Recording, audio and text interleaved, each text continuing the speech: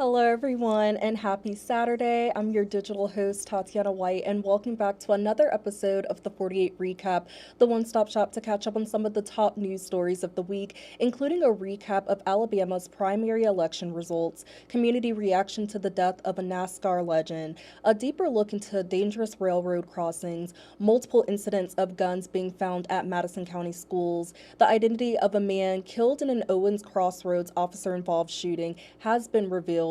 U.S. Space and Rocket Center names a new CEO, and two students in the Valley honor students at graduation who passed away, and a remarkable story of a student who made history as the first African American valedictorian in Scottsboro High School's 132-year history, weekend events, and so much more. And so I hope you all are having a great weekend so far. This month is flying by so fast. I feel like May just started and we're already about to be in our last weekend of May. So I'm just taking it all in. And there was lots of rains and storms. I know yesterday we had that tornado warning at around noon. So hopefully you all are safe and doing well after that. And make sure you download our 48 First Alert weather app so you can get warnings in time and be able to see us on the live stream and on TV as well whenever we break in for those warnings. But we definitely need the rain because of the drought and everything that we had going on, but hopefully we get some nicer conditions soon. So again, just tune into our Weather Extra segments and download the 48 First Alert weather app to stay prepared. But again, I hope we get some nicer conditions soon, but it's never too late to be prepared for any weather event that may happen. But I'm hoping that it will be sunnier conditions so we can enjoy the summertime weather. But let's get into this week's recap. So one of our top stories of the week was the primary elections, and for most of the races, the November matchups are set. But there are several high stakes races, and no one crossed that mandatory 50% threshold, forcing a runoff that could decide who ends up on the next ballot.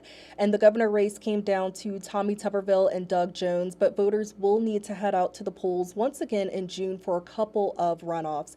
And so the Republican race for lieutenant governor is one of those races with John Wall and Wes Allen, the final two candidates. The Limestone County native Wall was previously Alabama's GOP chairman, while Allen has held the Secretary of State seat since 2023. And the winner of this race will face Democrat Philip Insler in November. Meantime, the U.S. Senate race for Senator Tuberville's seat is still undecided for both parties. Barry Moore and Jared Hudson are in the runoff for the Republican spot, while Dakari Lariat and Everett West are vying for the Democratic nomination. This year, the state of Alabama hit 23.11% in voter turnout, and that's just slightly lower than 2024's primary election. Over the past 2 decades, primary turnout has fallen more than 15 percentage points, and Colbert and DeKalb came in with the lowest voter turnout with around 17.5%, followed by Madison, Limestone, and Jackson County hovering at that 20% mark. Then Lawrence County saw higher turnout than the state average at nearly 20%. Primary turnout is generally much lower than general elections. Here in Alabama, we had many more Republican votes than Democrats, but the Democrats closed a huge gap in 2024. The difference in votes back then was nearly 500,000 votes between Republicans and Democrats, but this time around, only about 100,000 vote difference. And so there's a lot of factors that can play into that, but Democrats are claiming this as a win. Runoff elections will be Tuesday, June 16th, and we'll continue to follow these races until then. And on Thursday, NASCAR legend Kyle Busch died in Charlotte. From fans to drivers, the entire NASCAR community is mourning the loss of one of sport's finest. 48's Callie Neese has more on this story.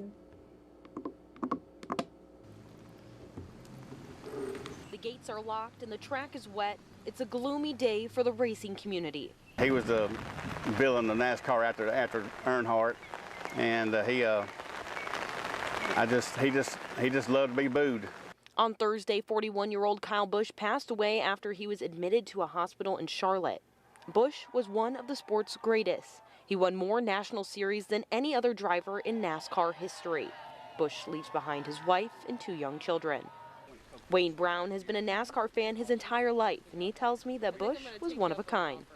Bump and grind, he didn't care. Yeah, he come in real young. He just, he took the place of Earnhardt. To me, he did. And a lot of my buddies race. They liked him because of that. He didn't care what you thought of him. Brown told me that Bush will be missed by everyone, regardless of if you were a fan or not, adding that Bush left a major mark on the sport of racing. Weeks ago, when he won the truck race, though, at Dover, they interviewed him, and he said, this could be your last, so enjoy every one of them. And now this week he passed away. You never know when stuff like that's going to happen, so you better enjoy every day. At last check, Bush's cause of death had not been released. However, we do know that Bush experienced shortness of breath and was coughing up blood the day before his death. He died just 3 days before he was supposed to race in the Coca-Cola 600 this weekend. Oh, it's gonna be different. I've been watching so long, but it's still be exciting though. But see how they show their respect to Kyle and his family. Reporting in Huntsville, Cali News 48 on your side.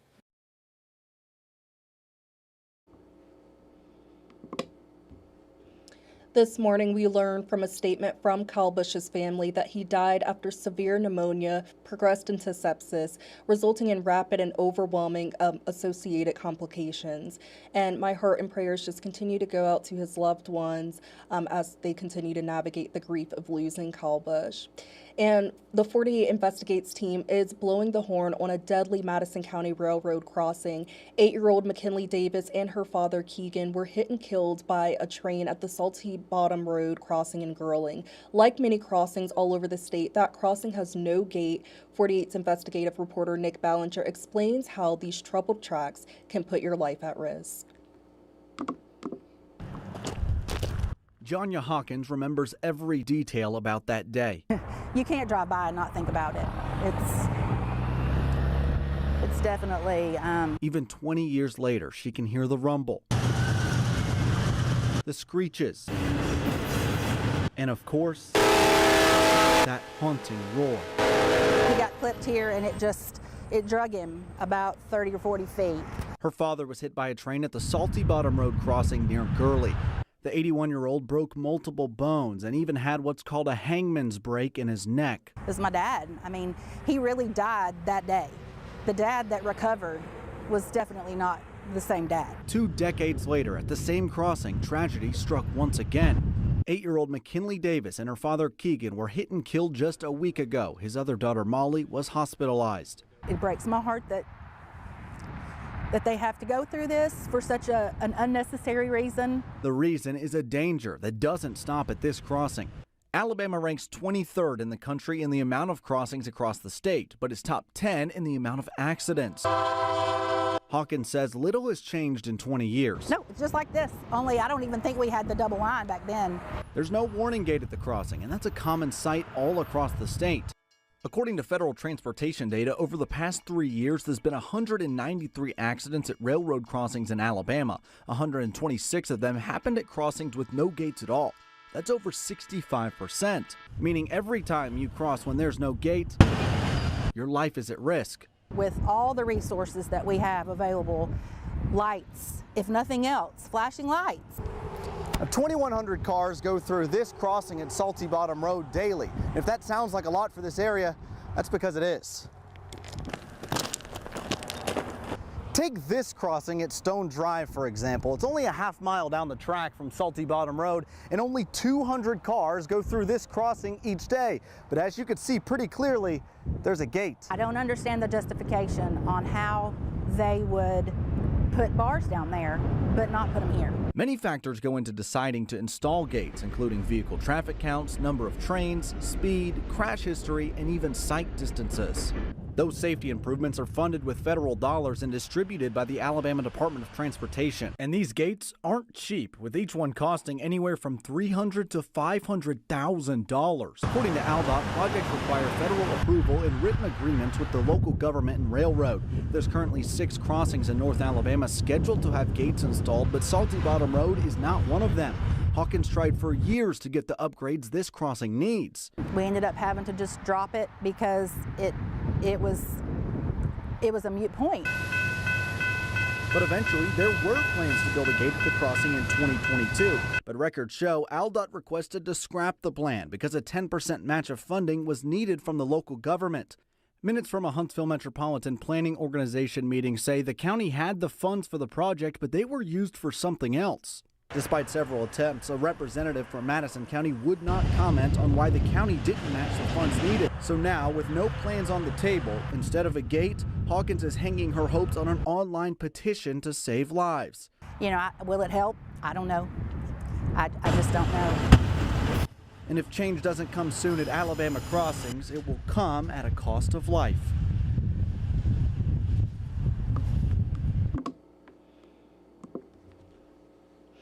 And just days before the end of the school year this week, a Mae Jemison High School student had to be removed from campus after a gun was found in their car.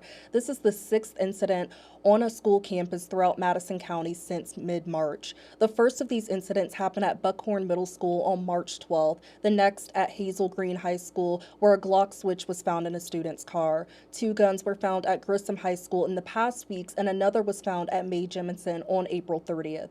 Huntsville School Board member Chandra Jones says there are resources available to both parents and students to help stop these incidents from happening. The decisions that you make today will reflect your future.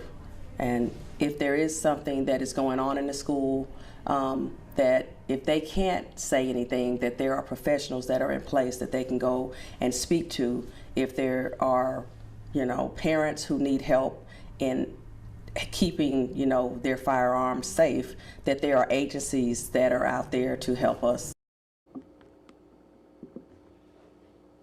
There was extra security on campus at Mae Jemison for the remainder of the week as the school year wrapped up. And a nurse's aide was wanted this week for injuring an elderly patient. Travis Smith was arrested a short time after police appealed to the public for help in this case. 48's Aria Pons has more on this story. Within 8 hours of asking the community for help, Florence police officers were able to arrest the nurse's aide accused of pushing and injuring an elderly person. If you see something, then say something.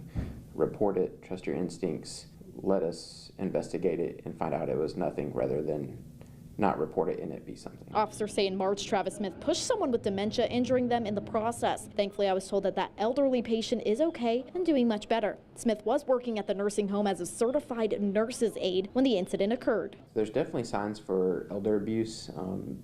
Elder abuse comes in many forms, whether that's emotional, financial, physical, so there's many different forms of elder abuse. And it's important to just pay attention to the different signs. Florence Officer Joshua Mesa says it's important for the community to hold each other accountable and report elderly abuse when you see it. That's how this case began. So what are some of the signs to look out for? With physical abuse, you're looking for unexplained cuts, bruises, dehydration, anything like that that's not explained, and you want to keep an eye on those. Financially, you want to look at your bank accounts. If there's something that's missing out of the bank account that can't be explained, maybe the caregiver has just recently taken a sudden interest in finances. That's a red flag. The investigation is still ongoing, and we will continue pushing for answers about how exactly this incident began in the first place. Reporting in Florence, Aria Pons, 48 on your side. And now to a 48 News update to a story we first brought you last weekend. The search is over for a missing boater on Lake Guntersville after officials found his body Tuesday evening. The Marshall County EMA director says crews recovered 25-year-old Jeremiah Gamble. Gamble was last seen Sunday afternoon when he went into the water and never resurfaced. Crews spent the last few days searching Lake Guntersville, hoping to find him. And to another 48 News update, the investigation into a deadly officer-involved shooting in Owens Crossroads continues. On Monday, we learned the identity of the man killed in that shooting. The Madison County Coroner's Office identified him as 61-year-old Rodney White. Several sources tell 48 News that Police Chief Jason Dobbins was the officer involved in that officer-involved shooting. He has since been placed on leave, which is standard procedure. A lot of details are still unknown at this time, but one witness described what he saw last week. Well, I was going on my way to work. I was coming from Owens Crossroads, and then the police chase was coming from New Hope direction. Next thing I know, Orange Crossroads Police Department was right behind them at Greg's Used Auto Sales. And then next thing I know, 3 shots were shot. Then the black Ford Focus came across all lanes of the highway from Greg's Used Autos and crashed right here in this pond.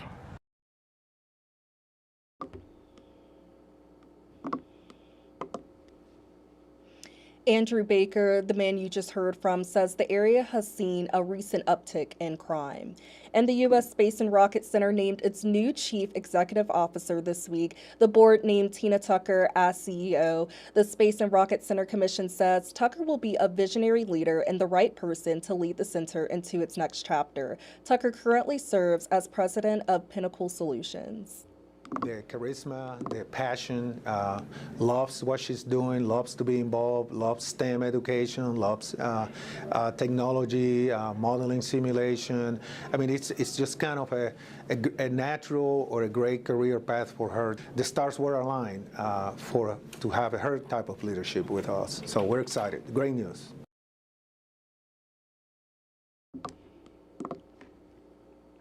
She replaces Dr. Kimberly Robinson, who retired last August. Robinson's exit came before an Alabama examiner of public accounts audit cited the commission for multiple violations. That includes not collecting sales tax on gift shop purchases and failing to follow competitive bidding laws. The audit also alleges poor record keeping and improper payments tied to an employee association and a nonprofit. Commission leaders say they have since updated their policies and have put safeguards in place to prevent similar problems. Tucker's contract is still being finalized, but for now, her start date is set for July 6th.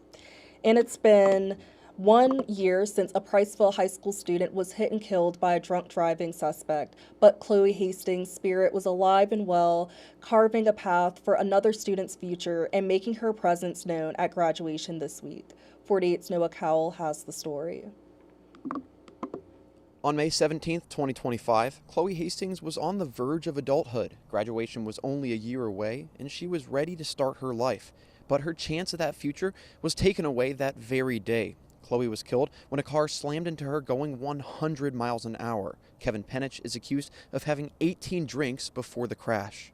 We're going to make sure that Chloe's life wasn't wasted. We're going to make sure that Chloe is remembered for a very long time. And so one of the first parts of that is setting up a scholarship in Chloe's name. On Sunday night, exactly a year later, Chloe's family watched as a student was given the Chloe Hastings Memorial Scholarship. And on Monday night, her family sat watching Priceville High's graduation, possibly imagining a world in which their girl would have walked across that stage. But what they didn't have to imagine was hearing her name called, followed by thunderous applause. In loving memory, Chloe Rose Hastings.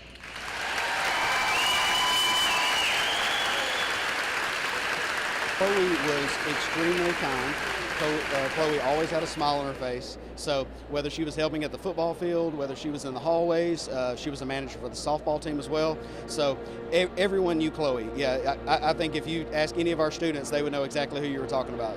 Chloe also had her own seat, the same seat she would have sat in if she was still here. Every one of the 100-plus graduating students wore orange and pink cords to recognize her and Lily Graham, who passed away years ago after a battle with cancer.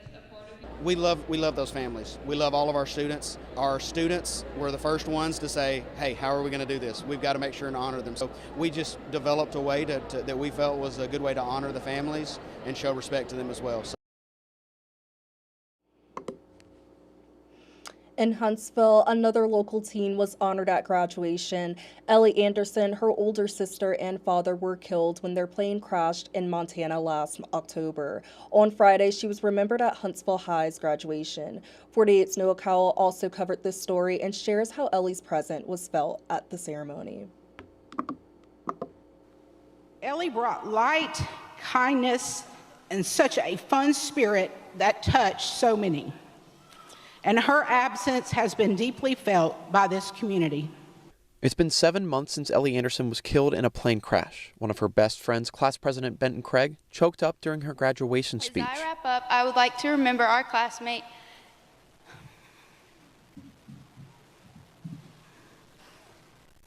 But expressing what Ellie meant to her was important, so she powered through. We will always miss her, and may we never forget the light she brought to our hallways, and to so many lives. She also shared a private moment between the two of them. In it, she wrote, "I wish we could go to school together for the next 4 years, but I know we will both be where we're supposed to be. My hope for each of you is that whatever road you travel next and wherever it leads, that you will find yourself exactly where you're supposed to be." I felt like that was the only way I could speak to my class about her and honor her and carry on the legacy that she started. I just told her, great job. I know it's heart-wrenching and it's heartbreaking to have that loss, but her and her spirit are still with you, and the best thing that we can do is continue to shine light on others. When the accident first happened, Benton wasn't sure she could handle the reminders of a life that was taken from her, but she later realized it was exactly what she needed. As time went on, I knew that I couldn't do it without seeing her there, and it just wouldn't be the same without having her there, so it meant a lot.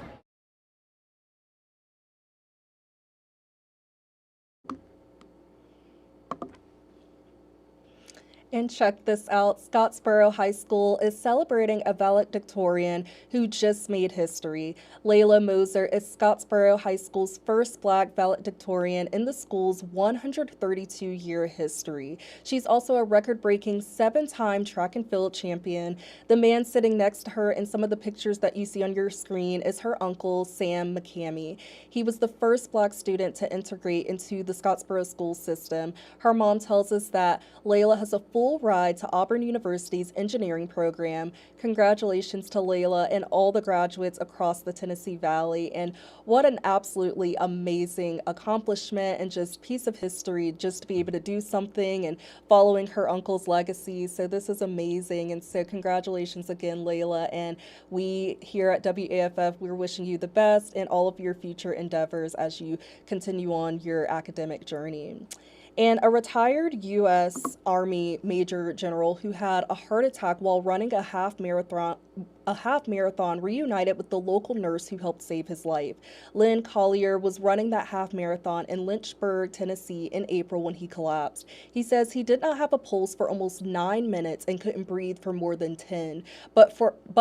But fortunately for him, a team of runners around, including Sydney Long, an ICU nurse at Huntsville Hospital, happened to be there. Long did chest compressions until EMS arrived on the scene, which made all the difference in his survival.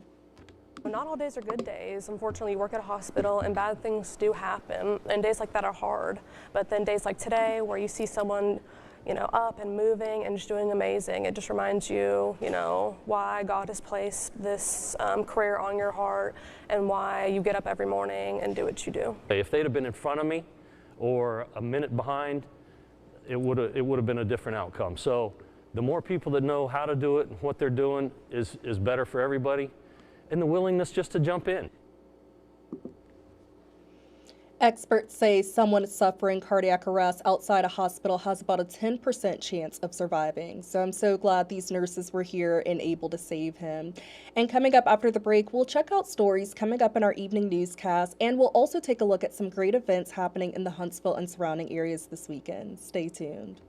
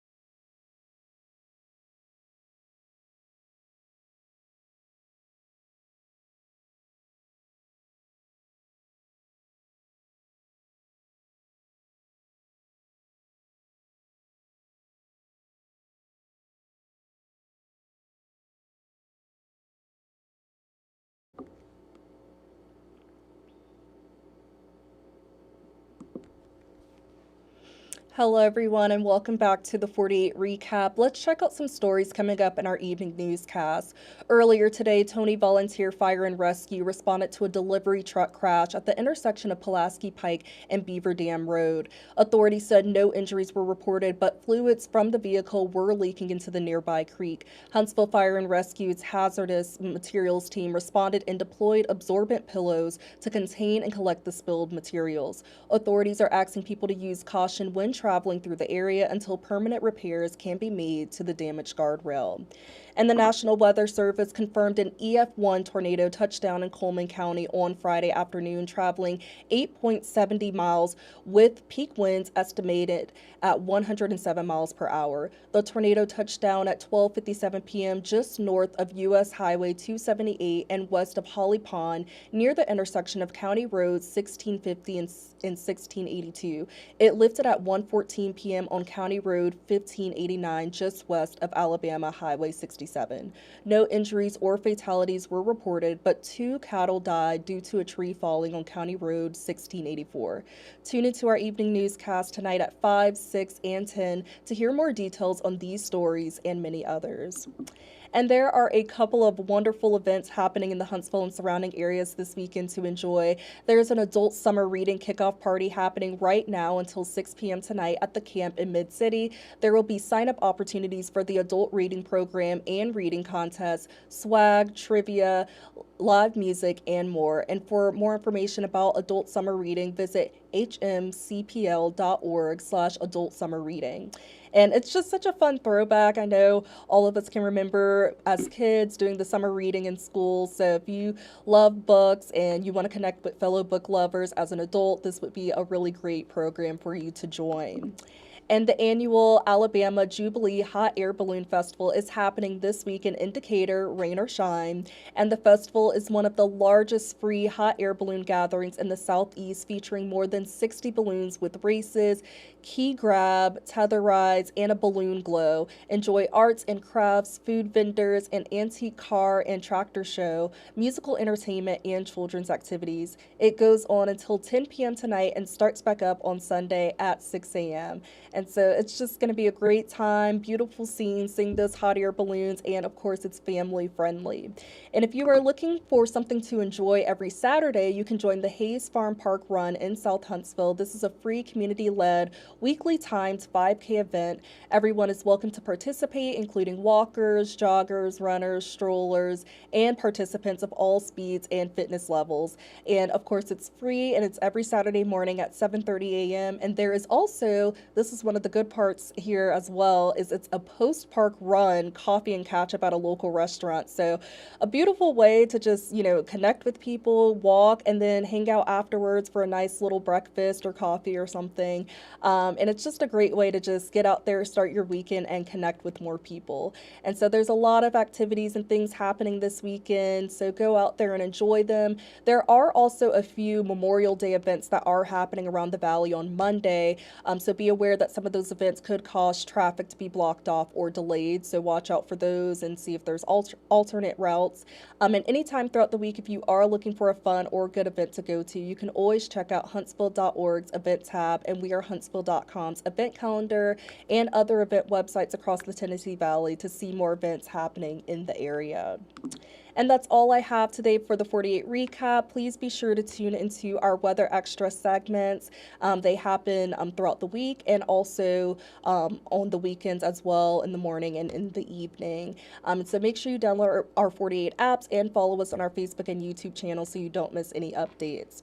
And if you would like to stay connected with me throughout the week, please be sure to follow my Facebook page at Tatyana White, WAFF 48. I would love to connect with you all, so please feel free to reach out. And May is Mental Health Awareness Month, and so as I've mentioned in a few of my other shows, I wanted to be able to just share some motivation and some of my favorite quotes throughout this month at the end of every show, just to bring some encouragement. And so this quote says, "Everything that is meant for you will find you, from people to moments to things. If it is for you, it will come, and when it does, be there, enjoy, live, and love." And this quote is by R.M. Drake, and I love this quote because it's just a reminder that you are right where you are meant to be, even when it's frustrating and you want something to happen right away and it doesn't quite happen right when you want it. It might be because it's not in our best interest, but don't compare your journey because you are exactly where you are meant to be. So always remember that and give yourself grace. Take care, everyone, and stay safe this weekend and stay dry with all the rain and storms that are happening. And be sure to download our app so you can stay weather aware. Again, like we had that tornado warning on Friday. So making sure you have our apps to be prepared for things like that. So stay dry, stay weather prepared, and I hope you all have a great rest of your weekend.